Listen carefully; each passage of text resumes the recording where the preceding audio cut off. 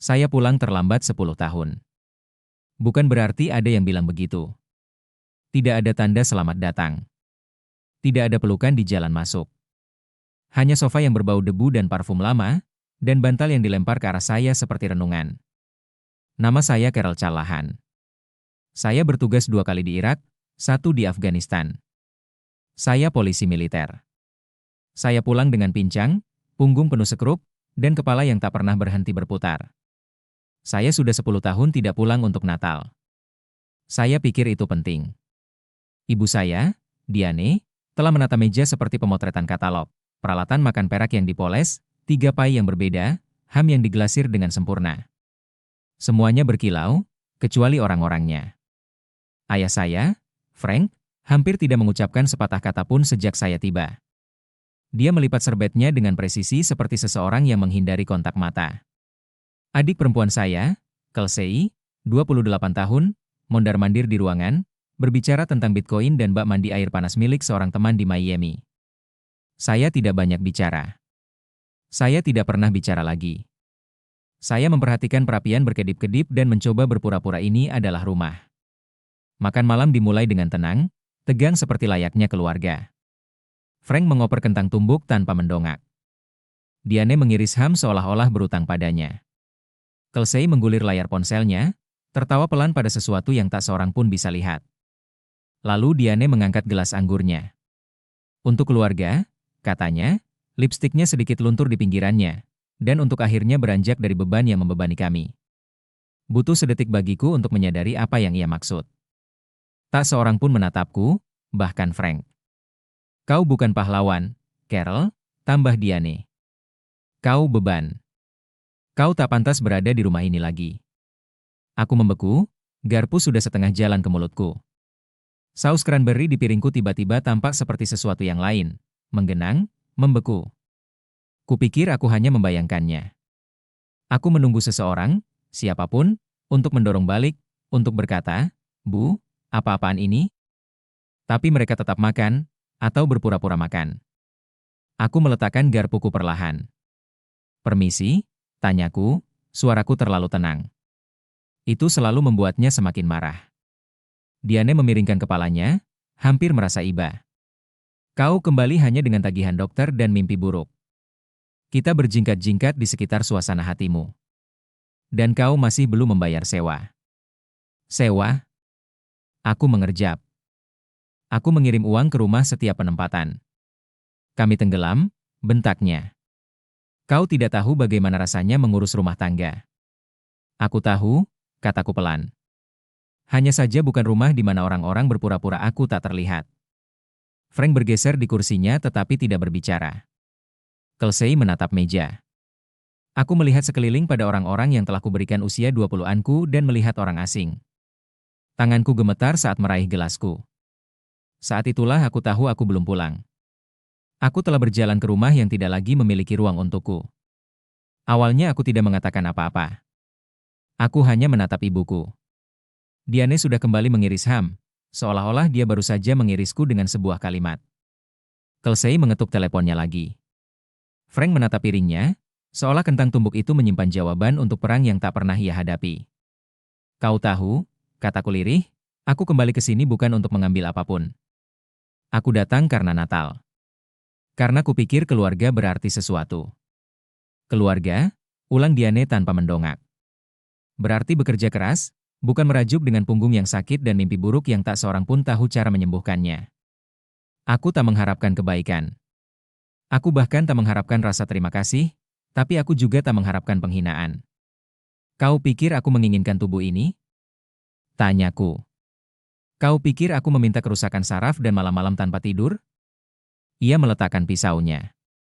Pisau itu berbunyi klik keras di piring keramik. Kau yang membuat pilihan, Carol. Kau yang mendaftar. Kau bilang kau ingin membantu kami, jadi bantulah kami tanpa menjatuhkan kami.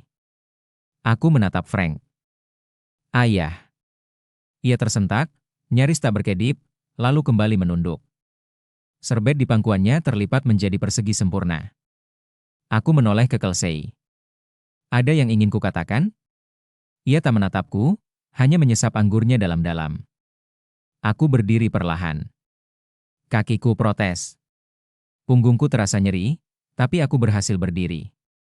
Aku mengirim uang setiap tur, kataku, setiap tur. Aku mengirimnya saat aku tidur di tenda dan menggosok gigi dengan pasir. Kau menelepon, menangis tentang hipotek. Aku mengirimnya dari zona pertempuran. Diane mengangkat bahu. Kita masih tertinggal, dan kau di sini hanya memperburuknya. Kau tidak bekerja. Kau tidak berkontribusi. Aku baru saja keluar dari rumah sakit sialan itu 6 minggu yang lalu. Aku terlalu lelah untuk ini, gumamnya, sambil memunguti piring. Kau sudah dewasa, Carol. Waktunya berhenti menguras tenaga kita. Dia bergerak menuju dapur. Ruangan itu hening, kecuali suara peralatan makan perak yang ditumpuk, seperti malam-malam lainnya. Aku menatap punggungnya, sweater Natalnya yang sempurna, rumah yang ia lunasi dengan uang pesangonku. Aku mengerti, kataku. Jadi begitulah adanya. Kau ingin tahu yang sebenarnya? Dia memanggil dari ambang pintu. Kau tidak dibutuhkan di sini. Kata-kata itu bahkan tidak lagi menyakitkan. Mereka baru saja mengonfirmasi apa yang firasatku bisikan sejak hari aku masuk. Malamnya, aku duduk di tepi sofa dan membuka laptopku. Aku masuk ke akun pemantauan kreditku. Sudah berbulan-bulan aku tidak memeriksanya. Aku tidak menduga ada yang aneh, tapi kemudian aku melihatnya. Pinjaman, $22.000, diambil 6 bulan yang lalu. Namaku, kartu sosialku, seorang penanda tangan bersama tercantum, Diane Callahan. Tujuan yang tertera, kendaraan untuk transportasi rehabilitasi. Aku tidak punya kendaraan. Aku bahkan tidak punya SIM lagi. Aku menutup laptop. Dadaku sesak. Wajahku panas. Mereka tidak hanya menghapusku. Mereka menggunakanku lagi. Aku berkemas dalam diam. Aku tidak membanting pintu atau meninggikan suaraku. Aku melipat pakaianku seperti masih di pangkalan, rapat dan bersih. Semuanya beres. Dokumen pinjaman, aku cetak. Tangkapan layar formulir yang ditandatangani bersama, aku selipkan ke dalam folder dengan namaku tercetak rapi di atas tab. Carol Callahan, SSN, berakhiran 1194. Tidak ada yang menghentikanku. Saat aku menutup resleting tas ranselku, aku mendengar Diane di dapur, sedang menyiram piring. Frank tak terlihat. Suara Kelsey melayang dari lorong, sesuatu tentang harga bensin dan seorang teman di Scottsdale. Saat aku melangkah keluar, lampu teras berkedip sekali sebelum padam. Aku berjalan 3 blok ke terminal bus, kakiku yang sakit rasa berat, sepatu botku menekan rasa sakit yang lama ke tanah. Hari sudah hampir tengah malam. Kota itu sunyi, dingin, tak bersalju, hanya gigitan Desember yang terasa di tangan kosong. Aku tidak membeli tiket pulang. Aku bahkan tak tahu lagi di mana rumahku. Aku membeli tiket sekali jalan ke Mason County, tempat nenekku tinggal. Ruth Whitmore, 80 tahun, berambut abu-abu, liar seperti mata yang tebal, masih tajam. Aku tak melihatnya selama 6 tahun, tidak sejak penugasannya, tapi aku masih ingat suaranya. Jika kau butuh tempat untuk bernapas, datanglah ke sini. Bus itu hampir kosong. Aku duduk di belakang, mantelku ditarik ke dada, mapku terselip seperti baju zirah di tulang rusukku. Aku tidak menangis, tapi aku juga tidak tidur. Kami meluncur melewati perbukitan gelap, melewati ladang-ladang beku, kota-kota yang berkelap-kelip lalu lenyap. Ketika aku melangkah di depan kotak suratnya, waktu baru menunjukkan pukul 5 pagi. Langit berwarna ungu, jingga kemerahan di tepinya. Lampu terasnya sudah menyala. Aku tidak mengetuk keras, hanya sekali. Dia membuka pintu dengan jubah flanelnya, matanya lembut dan tak terkejut. Tatapannya jatuh ke tas ranselnya, pincangnya, memar-memar yang tak kulihat, tapi dia melihatnya, dan dia mengucapkan 5 kata. Aku tahu mereka akan melakukan ini. Itu saja. Tak ada omelan, tak ada keributan, hanya kebenaran. Aku langsung terduduk di terasnya. Aku merosot ke tangga, dan dia turun bersamaku. Dia melingkarkan lengan bertulang burung itu di bahuku dan memelukku seperti aku berusia 6 tahun lagi. Takut pada badai petir dan suara teriakan orang tuaku di balik pintu tertutup. Di dalam, rumahnya berbau kayu manis dan pinus. Lantai berderit di tempat yang sama. Radiator berbunyi klik. Semuanya sama saja, kecuali aku. Dia tidak bertanya apa-apa malam itu, hanya merapikan tempat tidur tamu dengan selimut tua dan meletakkan segelas air di samping nakas. Aku tidur, bukan seperti orang yang melarikan diri, melainkan seperti seseorang yang diizinkan masuk kembali. Di pagi hari, aku duduk di ayunan terasnya dengan kopi hitam dan selimut menutupi lututku. Ladang kedelai digunduli untuk musim dingin, datar dan beku, tetapi cakrawala masih luas. Tak seorang pun meminta bantuanku. Tak seorang pun mengisyaratkan kekecewaan. Tak seorang pun menatapku seolah aku berutang budi pada mereka. Awalnya terasa aneh, dibiarkan begitu saja. Para veteran tidak belajar itu. Kami belajar untuk mengabdi, untuk membuktikan, untuk mendapatkan tempat kami. Keheningan terasa tidak setia. Maka aku mulai menulis. Awalnya, hanya potongan-potongan. Kata-kata seperti ID, lubang pembakaran, penjagaan api 24 jam, Kandahar. Lalu seluruh kenangan muncul. Beberapa tak pernah kusentuh selama bertahun-tahun. Beberapa tak pernah kuucapkan. Satu halaman hanya bertuliskan, mereka menyebutku beban, tetapi aku menanggungnya selama 10 tahun. 2 minggu setelah tinggal bersama Nenek Ruth, saya terbangun dengan sesuatu yang asing di dada saya. Bukan kedamaian, belum. Melainkan kejelasan. Saya mengendarai truk tuanya ke kota, kaku di belakang kemudi, kaki kiri saya melawan kopling seperti kenangan yang tak mau lepas. Di klinik VA, seorang wanita di meja resepsionis mendongak dengan ramah dan letih. Saya butuh bantuan, kataku. Dia mengangguk, tidak terkejut, tidak tergerak, seolah pernah mendengarnya sebelumnya, dan masih menganggapnya penting. Di hari yang sama, saya bertemu dengan seorang konselor trauma. Dia tidak meminta saya untuk mengingat kembali apapun, hanya duduk di sana dan membiarkan saya berbicara ketika saya siap. Saya bergabung dengan kelompok sebaya pada hari Selasa berikutnya. Kami berlima, 3 pria, 1 wanita lebih tua dari saya. 1 memakai prostetik, 1 lagi bermata tajam. Kami tidak berjabat tangan. Kami mengangguk. Setelah saya menceritakan sebagian cerita saya, hampir di ujungnya, seorang pria mencondongkan tubuh ke depan dan berkata, "Kamu tidak berutang apapun lagi kepada siapapun. Kami sudah membayar." Kalimat itu terus terngiang di kepala saya. Hal itu terngiang di kepala saya akhir minggu itu ketika Nenek Ruth masuk ke ruang tamu, memegang sebuah amplop putih panjang. Tangannya gemetar, tetapi suaranya tegas.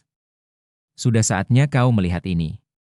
Di dalamnya, setiap surat yang kukirimkan untuknya dari setiap penempatan, kertas menguning, pasir masih terlipat, amplop-amplop dengan tulisan tanganku, terkadang buram, selalu bertanda tangan, "Salam sayang, Carol." Dan di dalam setiap surat itu, terselip rapi, terdapat fotokopi wesel, masing-masing sesuai dengan tanggal yang menurut Diane tak pernah cukup kami terima. Keesokan paginya, saya bertemu dengan seorang pengacara di kota. Kantor kecil, karpetnya tenang. Dia juga seorang veteran, angkatan laut. Dia tidak gentar ketika saya menyerahkan dokumen-dokumen itu. Pencurian identitas, penipuan, pemaksaan emosional. Dia berkata, "Kita bisa mulai dengan pembekuan kredit dan lanjutkan dari sana." Saya tidak ingin dipenjara. Saya hanya ingin nama saya kembali. Dia mengangguk. "Kami akan memulihkannya." Dalam seminggu, Departemen Pinjaman VA telah menandai akun tersebut. Dalam 2 minggu, laporan penipuan diajukan. Nama saya sudah bersih di atas kertas, tetapi noda itu masih terasa segar di kulit saya. Nama Kelsey muncul dengan cepat dalam penyelidikan. Penanda tangan bersama, alamat IP-nya, jejak emailnya. Tanda tangan Diane bukan hanya ditandatangani bersama. Tanda tangan itu dipalsukan dengan tulisan tangan saya. Hal tentang penyembuhan adalah, terkadang dimulai dengan ketukan. Ketukan itu datang Kamis berikutnya. Diane menelepon telepon rumah di rumah Ruth. Saya tidak menjawab. Dia meninggalkan pesan suara. "Kau pikir kau bisa menghancurkan kami setelah semua yang kami lakukan untukmu?" Saya meneruskannya ke pengacara saya. "Paman Dennis mengirim pesan, ini sudah keterlaluan." Saya memblokirnya. Frank tidak pernah menelepon, tetapi Kelsey mengirim satu pesan. "Saya tidak tahu ini akan menyakitimu seperti ini. Saya hanya butuh uang." Saya takut. Saya tidak membalas. Beberapa kebenaran tidak butuh percakapan. Mereka hanya butuh batasan. Malam itu, Ruth duduk di samping saya di teras. Dia memberi saya secangkir kamomil dan berkata, "Kau tidak mendapatkan keadilan, sayang. Kau mendapatkan kejelasan. Terkadang hanya itu yang kita dapatkan." Udara tercium seperti asap kayu. Di kejauhan, anjing seseorang menggonggong sekali lalu berhenti. Bintang-bintang begitu banyak, berdempetan bagai kenangan, dan untuk pertama kalinya sejak aku pulang, aku tak merasa terhapus. Aku merasa nyata. Panggilan itu datang pada hari Selasa, menjelang sore. Aku sedang berada di luar, membelah kayu bakar di samping gudang, ketika nenek Ruth melangkah keluar, memegang telepon nirkabel. "Ini ayahmu," katanya, dan mengulurkannya seperti benda rapuh. Aku menyekat tanganku di celana jeansku sebelum menerimanya. "Hai," sapaku, suaranya datar. Ada jeda panjang. Lalu terdengar suara Frank, nyaris seperti bisikan. "Aku mengecewakanmu, Carol." Ia mengatakannya seolah-olah telah membusuk di dalam dirinya selama bertahun-tahun. "Aku diam karena tak ingin kehilangannya," lanjutnya. "Tapi aku malah kehilanganmu." Aku bersandar di dinding gudang, membiarkan kayu bakar bersandar di pinggulku. Aku tak langsung bicara. "Ayah tidak kehilangan aku, Ayah," kataku akhirnya. "Ayah mengkhianatiku." Ia tak membantah. Saluran telepon itu sunyi, hanya terdengar suara napasnya. Aku bisa membayangkannya di meja dapur, serbet terlipat, mata tertunduk, persis seperti setiap makan malam yang pernah kami nikmati bersama. Dia menangis, isak tangis pelan yang datangnya singkat. Aku tidak ikut bersamanya. Aku hanya memegang telepon sampai dia kehabisan napas. Panggilan itu tidak memperbaiki apapun. Tidak menghapus apa yang telah dia izinkan. Tapi mungkin, hanya mungkin, itu memecah kesunyian yang telah kutenggelamkan seumur hidupku. 2 hari kemudian, aku mendapat pesan dari Kelsey. Hanya satu pesan. Aku mengacau. Aku takut. Aku bodoh. Maafkan aku.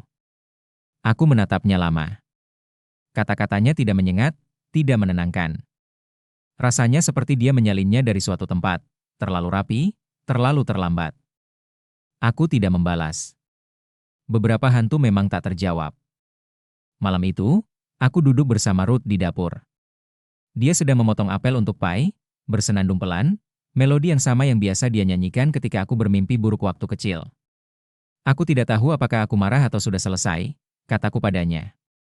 "Kau tidak perlu memutuskan," katanya. "Kau tidak berutang penyelesaian pada mereka." Aku mengangguk. Dia memasukkan pie ke dalam oven. Di luar, angin mengetuk kaca sekali, lalu berlalu. Aku mendaftar kelas malam dari menggunakan UUGIku, keamanan siber. Ironi itu tak luput dariku. Aku telah menghabiskan 1 dekade menjaga konvoi dan ruang clearing, dan sekarang aku belajar cara melindungi data, bukan tubuh. Siang harinya, aku bekerja paruh waktu di bengkel traktor di kota. Pemiliknya, Jim, adalah mantan angkatan udara. Hal pertama yang dia katakan ketika aku masuk adalah, "Kami tidak peduli dengan pincangmu. Datang saja, jujur, dan selesaikan apa yang kau mulai." Itu sudah cukup. Tidak ada seragam, tidak ada rantai komando, hanya kunci pas, kain lab bernoda oli, dan sesekali keheningan canggung ketika aku membeku di tengah tugas tanpa menyadarinya. Beberapa malam, aku masih tersentak bangun, jantungku berdebar kencang, kegelapan pekat dengan gema-gema lama. Tapi aku tidak berada di barak atau dipan. Aku berada di tempat tidur sungguhan, di bawah selimut tebal, di ruangan yang berbau minyak lemon dan sabun cuci. Dan tak seorang pun meminta apapun dariku. Tak seorang pun memperhatikanku seolah aku menghabiskan sumber daya. Tak seorang pun menyebutku beban. Aku mulai percaya bahwa aku bukan beban. Suatu pagi, tepat setelah matahari terbit, aku duduk di ayunan teras dengan secangkir kopi. Ladang kedelai kembali menghijau, dan angin sepoi-sepoi beraroma tanah basah. Nenek Ruth bergabung denganku, cangkir kopinya di tangan. Ia mengamati ladang cukup lama sebelum berbicara. "Kau tahu, sayang," katanya, "kau tidak meninggalkan keluargamu. Kau berjalan menuju dirimu sendiri." Aku tidak langsung menjawab, tetapi aku tersenyum. Dan untuk pertama kalinya setelah bertahun-tahun, aku mempercayainya. Beberapa orang tidak akan pernah meminta maaf seperti yang kau butuhkan. Beberapa utang tidak akan terbayar. Beberapa luka tidak tertutup. Mereka hanya berhenti berdarah.